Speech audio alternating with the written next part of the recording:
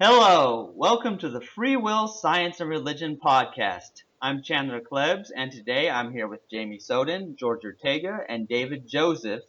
And our topic for today is going to be about the different definitions between the libertarian definitions and the compatibilist definitions, and why the libertarian sense of free will is the free will that has been debated for thousands of years. The free will that was invented in order to, sustain belief in God's goodness, the type of free will that believes that we are the conscious, self-causer of our thoughts, beliefs, desires, intentions, and all that sort of thing. That is what the free will debate has been about for all this time. But there's so many books written by these compatibilists who say free will is the ability to act on your desires, which is so stupid because that's not what free will is. And yet that's what compatibilists will say is that, oh, free will is just the ability to act on your desires, or you have free will if it's you doing something. And the thing is, the compatibilists don't actually agree on a common compatibilist definition, but they keep coming up with definitions like free will is the ability of a biological organism to adapt and respond to its environment.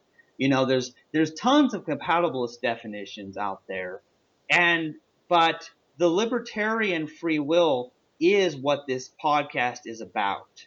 And here's where it gets interesting is that although the way I define free will and the way George or Trick or other people define libertarian free will, although we used slightly different ways of phrasing it, you can be sure that we are all talking about the same thing. We are talking that you could have chosen to do otherwise in the past than what you did. It's the whole belief in you could have done otherwise because it's up to you, and that nothing outside of your control is making you do what you're doing. That's the type of free will that we can't have in a deterministic or indeterministic universe. Because if let's say that you rewind time and actually do otherwise because of a random event, an acausal event, well then that's not you choosing to do otherwise. And due to the fact that we live in a deterministic universe, if you rewind time and play it back, you would have done the exact same thing. The only way that you would have done otherwise is if you had been in a different universe where the prior causes had been different. So we have to be clear that that's the kind of free will we're saying doesn't exist. Duality in the short sentence. Duality. Oh Yeah. yeah. I think, Jamie, what you're talking about is this dualism, like where people think that the decisions are made by a thing that is us, that is not part of the universe. It's outside of space, time, and causality. Is that what you're talking about? Pretty much, yeah. I mean, Christians try and defend free will all the time, don't they? They're saying that we could either choose darkness or light. So Yeah, because it's true, Jamie, that a lot of people are dualistic and they say, well, our decisions aren't physical, they're part of a numinous spiritual reality that nobody can see, hear, touch, smell, or feel. And therefore that, they say, is proof of free will, but it's not proof of anything, because there's what it's about, causality and acausality, and nothing, even if there was something spiritual, could escape that. So even though, like, we agree that like dualism is false, I think all of us here anyway agree on that. But even aside from that, that still doesn't give us free will. yeah, and the other thing that disproves free will is what Einstein mentioned. He mentioned that time moves like an arrow, didn't he? I'm not sure exactly what he meant by that, but Yeah, basically that's the arrow of time. Basically, time will always move from past to present to future. It'll Exactly. never move backwards. Yeah, the arrow of time. But yeah, in terms of like these compatibilists like Dennett, they are being intellectually dishonest. This is a lack of integrity on their part because they know full well what Saint Augustine, for example, meant by free will, because free will, like when Saint Augustine coined the term 380 A.D., it was with regard to moral responsibility. If God is all good, he said, then like the evil in the world has to be up to us. We have to be, with our free will, we do evil. So yeah, we are refuting that. We're saying no, because because there are causes to what we do. We can't be held responsible for that. So like they know what the debate is about. They know what we're talking about. And so they essentially lie to themselves, I think, initially, and then lie to the rest of, the world, in order to kind of like have this fulfill this need they have for this concept. I think you're absolutely right, George, is that even though people don't like to be accused of lying, I really do agree that they have to be lying. And a lot of them will even justify their lying because they say that free will is a belief that has to be maintained even if it's false. And so they have in their mind, they've justified lying to the public. That's part of the reason why I believed in free will last year, and but I didn't know much about it back then. But yeah, one of the reasons why I held on to it for as long as I did is because I believed that we needed to hold people responsible for their actions. Because if you do wrong, you should be punished. That was my belief back then. Yeah. I was just going to say, I've heard Dennett mention self-control. Apparently, we all have a certain amount of self-control that kind of justifies his idea of free will. So I was just wondering what someone could tell me about that. Well, David, I'm glad you asked about that because I kind of have an argument against the whole self-control because I don't think self-control means anything. Because, okay, give an example of self-control. Can you give an example of that? Well, actually, Chandler, I think I can. In other words, like self-control, and it does have a specific meaning, but it's not, it's not this free will thing. In other words, self-control is like, let's say I want to lose some weight, okay? If I want to lose some weight, and I actually do right now, I want to lose a few pounds, that means that like I have to eat less. That means like if I weigh myself, and my weight is at a certain amount, I know that, I want to eat a bit less than I'm accustomed to, so I lose the weight. That is self-control. Now there's a world of difference between that, also known as willpower, as free will, because I know, fine, I may be able to like, exert this self-control and not eat, but whether I do or not is in no way up to me. It does in no way, manifests, a free will. Yeah, well, see, here's the deal. That's a good example, George. And while I don't think you need to lose weight, that's kind of a side note. But anyway, but the point is, this idea of self-control, even that doesn't sound satisfactory because what you're basically saying is that you just have a desire to lose weight, and so if you act on that desire, it's still an unchosen desire. It's not as if you self-caused anything. So yeah, it's not free will. And people, like, they use an example of self-control. They usually do it in terms of like, well, I want to eat this cake, but it's not healthy, so I don't.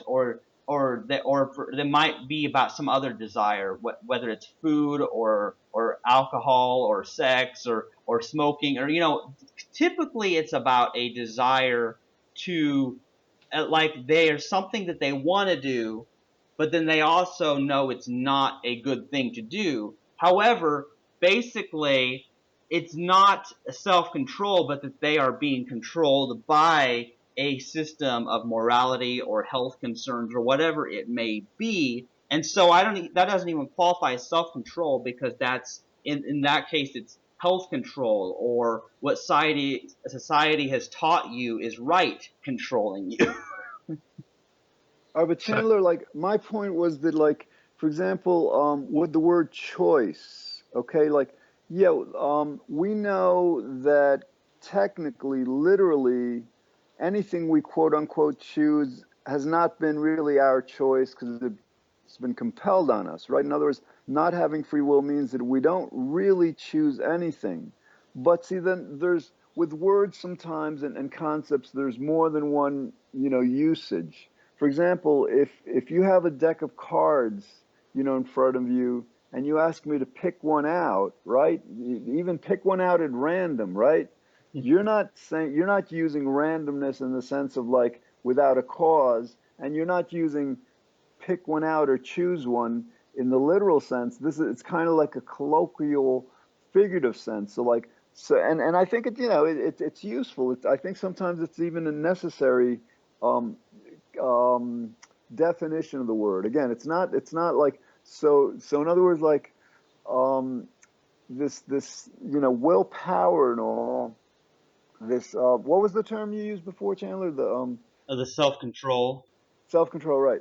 So like self-control, yes, in the most literal sense, we don't have it obviously because we don't have free will. But again, it does have practical meaning in terms like um, you want to like exert self-control to be Drive. disciplined, right? Right. It's I, kind of I, interesting. Oh, continue, David. yeah, I was going to say. So, say somebody's driving a car and they have an accident. Um, do we say that that person's in control of the car? I mean, technically, are they in control of the car? Or? Exactly. So like, all right. So like, for the law and all, then yes, they're controlling the car. If something happens, whatever, they would be like, legally responsible. But that's of course, different than saying that they had free control of the car, right? Right. Exactly. Yeah. So do we not say that technically they're not entirely in control of the car because really it's the fact that they've been trained or that they've passed a test and they've had practice and all of that's coming together to influence their control of the car. Absolutely, absolutely. Most fundamentally, they are not controlling the car, but pragmatically, it's a useful convention to think of ourselves as controlling cars and controlling, having self-control and willpower. I mean, it's almost kind of like necessary, just like it has uses. Yeah. Okay. Yeah, well, what's interesting about that, George, is I get what you're saying about practical usages of the words like choice and randomness and control. However, I'm not figurative. I'm very literal. And so I understand, like, I actually get so annoyed by terms such as self-control because I know nobody's really controlling themselves. I just get so annoyed. Yeah, well, Chandler, I say, here's the perfect example. You said, I get very annoyed, right? Actually, literally, the universe makes you get very annoyed, right? So, like, just Yeah. when we make sentences, like, we kind of like assume, it's like, you know, and it's very, very difficult to, like, imagine if we all kind of like went around, well, like, the universe made me want to, like, go out for lunch and made me, like, order something and get together friends. So in other words, even though like we might want to try to do a show sometime when we try that, but like so basically like rather than kind of like saying that, we kind of like assume, we who understand that we don't have free will, we would assume that like when we say I did this, we assume that it's understood to mean the universe made me do this, right? So it's very difficult to be like complete, yeah, okay. Yeah, I get what you're saying, George, because yes, literally the universe compelled me to be annoyed at certain words. However, here's the deal. The reason that I don't talk like that and say, well, the universe compelled me to do this in front of other people in daily life is because they'll just look at me funny and label me as crazy. And so it's really kind of a strange thing, but I really understand that even the whole self thing is an illusion. Like, what is I? I is a collection of living cells and prior infinite causes. It's not like there's a real self or me. Um, but yeah, I understand that for practical purposes, we have to use silly words like choice and random and self. But I just understand that at the most basic level, they have no actual meaning. And that's where I get hung up, because I'm one who says that money has no value, for example. Like, because money has, what I mean is that money is never useful unless people believe it's useful. So if you're the only human left on the planet, and there's no human who you can buy things from, then money is useless. And so what I'm saying is, like, money is an illusion in the same way that free will is an illusion. And so I talk about things being not real or false if they are not literal. If they're not literal, something that by itself is a concept. So I guess It's like me and WC was saying, you know, because you said money is an illusion, you know, and we were saying rich people can't take their money with them when they die. So yeah, money has no actual application unless people are deluded into thinking it matters. You know what I'm saying? Because if you are in a country that let's say that you are in some kind, you go back, thousands of years before there is the United States of America, and you take American paper money with you, do you think it has any value then? No, it's not recognized as a currency because it's a social construct, meaning it's not real. All right, well, Chandler, I got to challenge you then, like, because you're very anti-abortion, right? Yeah. And I'm anti-abortion. You know, I think abortion is the wrong thing, but under your perspective that you're presenting now, you know, a human life really has no value because the only value human life has is the value we give it. Well, what's interesting about that, George, is that I've thought about this for quite some time, and I've realized something. I realized that any conscious living thing is able, I mean, it's aware, and it might have value to itself even if there's no other conscious living thing in the universe. And so I go so far as to say that even the tiniest ants, even, these tiniest creatures, even though they may not matter to the humans, very much, just as many of the animals don't matter to humans who don't care about them and they just eat them. That ant still matters to itself in a sort of a way and matters to other ants, obviously. And so I tend to, with the abortion thing, think that there's sort of just as being some sort of living thing, that it has a value that supersedes this illusion of value of things like money, or other things that don't exist, such as choice in the literal sense. So what I'm saying is that even tiny living cells, which may not mean much to other people because I'm kind of extreme, I understand a little bit that way, they still matter more to me than illusory concepts like free will or money or self-control. All right. We've strayed a bit, I guess, from the redefinition of free will. So, hey, Will, how are you? Speaking of Will, how you Yeah, I'm doing? here. Will, our topic in this podcast, we're actually doing a podcast right now. So, like, basically, what we're exploring is like some philosophers, they call themselves compatibilists. We call them compatibilists. They don't like, they can't accept the fact that we don't have a free will. So, what we're pointing out is like what they do that it's very like dishonest, very intellectually dishonest, is they say, well, fine, we don't have the kind of free will that you're talking about, that you say we don't have, right? But we need to believe in free will, so we're going to redefine this term so that we have it. I mean, this is what we're up against. So, Will, do you have any thoughts on the way people redefine the term free will in order to try to make people believe it exists?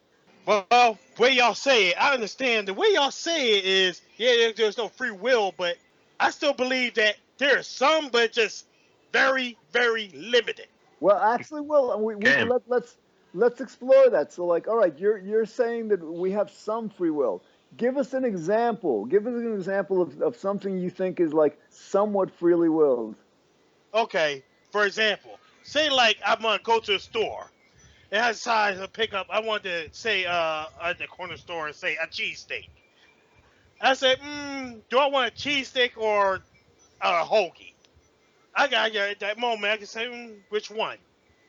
I can pick either a hoagie or cheesesteak, and so now I'm just thinking, I feel like I'm gonna pick the cheesesteak this today. Tomorrow I might pick the hoagie. So in that regards, I think it could be if he has some free will, but not complete free will. It's hard to Okay. explain. Yeah, no. But We were exploring that earlier. In other words, kind of in a certain sense, you're choosing between the two, the cheeseburger and the other. But like in a more what we were talking about before was in a more literal sense, because for example, like let's say you ended up choosing the cheeseburger, right? And like so yes, there would have been a cause to that, right? And there would have been a cause to that cause and a cause to that cause, and it's the fact this chain of cause and effect that regresses back from that choice, goes back to before we were born, before you were born, back to before the planet was created. So in other words, like it really wasn't your quote unquote choice, even though we kind of like as a convention you say, yeah, I chose it because it makes sense. I mean, it's kind of like a pragmatic use of the word choice that doesn't really mean that you literally chose it because the universe actually made you choose it. How's that sound? hmm, sounds right. Yeah, I also wanted to respond to that. Basically, whatever food that you order wherever you go, you ordered it because that's what you felt like eating at the time. And there has to be a Yeah. cause for why you felt like eating that. And so that's what we're getting at, is that even though somebody says that you chose to eat this sandwich instead of that other sandwich or whatever, it was inevitable that you were going to choose that before you even knew it.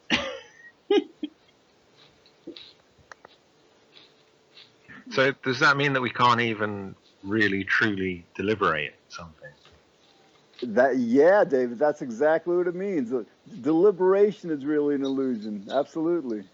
Yeah, maybe we need to talk about what deliberation actually is, because that's a word that I don't hear very often. I just read it. Yeah, I haven't heard that much of that word either. All right, so David, yeah, just basically define what is generally taken to mean by deliberation. I always thought it was another word for just kind of weighing up the options in your head and just kind of making a choice over which one you want more than the other, perhaps. That sounds right. Exactly. So let's say like you want to go to, let's say there's two movies you're considering you want to go to, and so you're kind of like weighing like which one do I really, which one's going to be better, who's in it, what's it about, and all that stuff, right? Yeah, exactly, precisely. You weigh up all the facts and all the options, and whichever one gives you the hedonic principle, the one you want the most, that's the one you go to see, and hopefully it makes you the happiest. Yeah, that's a great example, guys, about picking out a movie that you're going to see at a theater or checking out a movie at the library or something. What's great about You know that? what you mean book What? at library? Don't you mean a book at library? Well, Well, they have. book also. Well, yeah, books. Sure. It works with books too. It's just that libraries also have movies these days. They're very modern. Well, yeah. Point. Yeah, but what And I'm. those dang Apple computers. I hate those computers. Yeah. Yeah. Well, but what's so interesting about it is basically what David's describing is somebody, they're weighing the options and they're kind of making a pro con list, like, well, what's the benefits to this as opposed to that, like pros and cons, what's positive or negative about doing this or that. Yeah, And just like my thing with the cheesesteak. What tastes better? yes, Exactly. in the end, it's what tastes better. Or perhaps if you're vegan like George and I are, well then it's not so much about taste, but it's about a moral principle or health Yeah. reasons or something instead of taste. But regardless, all of us have causes that dictate in our past, which will dictate what we'll choose. So it's not really our choice. Yeah, I'm gonna have to ask you, how do you become vegan? Because where I live at and in this country, they don't make it easy to be a vegan. Oh, It's tough. believe me, I know, Will, because since I'm in America also, you're in America, right, aren't you? Yeah, Yeah. Philadelphia, Pennsylvania, yes. Yeah, okay, yeah, and I'm in Missouri. But yeah, it is difficult to be vegan in this country. I mean, it would be different in a more Hindu type culture or where there's a lot of Jains. It might be easier because in America, you've got so many millions of dollars being spent on the promotion of meat and dairy and egg products as a healthy part of every breakfast and that kind of thing. And so it is hard to be vegan, but the Mm-hmm. but how Expensive. yeah, and of course that it would take a whole other podcast to go into all the details of it. However, a lot of the reason I can briefly tell you why I went vegan is because of the whole principle of me seeing it as it wrong to kill other living forms, and because of the death that always ends up in when whether you're buying meat or even dairy or eggs, the death that causes to these other animals, and I'm concerned about that, and so that's how it started. But there's also health reasons for it. Well, Do you want tea, love? Hmm? Do you want tea? Yes, please. can you hear me? No, I've already got one. Oh, yeah. Hello, can y'all hear me? Yep, you're on, Will. Yeah. Well, I understand with the animals, but like I said, it's hard for me, and it's kind of hard for me to just get up and just stop cold turkey on meat and all that because for me, sometimes when I pick something, choose something to eat, well, mostly mainly I eat like things like ramen noodles or cereal or things like that. I Yeah, don't eat too much meat, but I don't call myself a vegan because there's a time when when meat is cheaper. Guess what? I'm gonna pick the cheaper option because yeah. broke in this city. Yeah, I understand what you're saying, Will, and I understand that it's hard for people to go vegetarian or vegan. And so obviously, like a child who's growing up, especially in a meat-eating family where their family serves them meat, and so they have to eat what their parents give them. I mean, there's nothing that they could yep, possibly do. There's a lot of situations where if you're poor and you have to rely on food pantries and people give you stuff that you would never buy, well, you still have to eat it because even though you have your principles, we still understand, guys, that we're not in control of our life and what other people make us do, plus our own predetermined desires.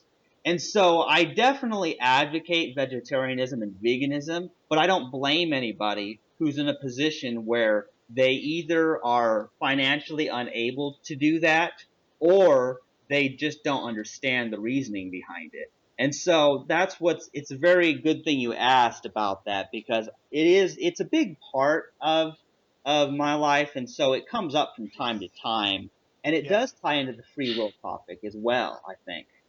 Mhm. And that's Yeah, what I'm saying. yeah. That's what I'm saying. Because honestly, like I say, I'm more understanding. But if you told my dad that, he wouldn't want to hear that. Oh, I Honestly, know. no, he wouldn't have wanted to hear that crap. There's two kinds of people, Will, that I try to avoid: carnivores and Calvinists. Those are like Yeah. those are the people I have a hard time with. Um, but yeah, we're Shit, my about father at wouldn't our have we're about wanted at to our hear that. yeah we're about at our 30 minutes. So perhaps I should end this one, and then we could talk about our next topic. Hey, that's 30 minutes. Oh yeah, I did come in late. Yeah, you came in late, but we'll end this and then we'll do more. Okay. You've been listening to Free Will, Science, and Religion with Chandler Klebs, Jamie Soden, George Ortega, David Joseph, and later on, Will joined us. But we're going to be doing more episodes soon. This is the end of this one for now. Thanks for listening.